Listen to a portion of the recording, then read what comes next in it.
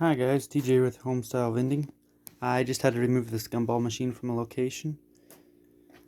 Yeah, I think it's broke. The coin mech right here stops when you go frontwards like this. If you spin it backwards, doesn't stop it at all. See? Nothing. And it gives out the gumballs too for free. So, let's open it up and see what's wrong with it. Let's see. Take out the coin mech.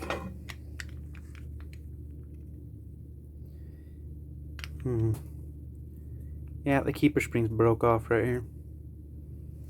Little tiny pieces to it are down the bottom. Just a second, I'll move this.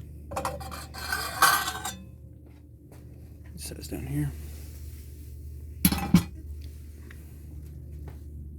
Yeah, here's the springs.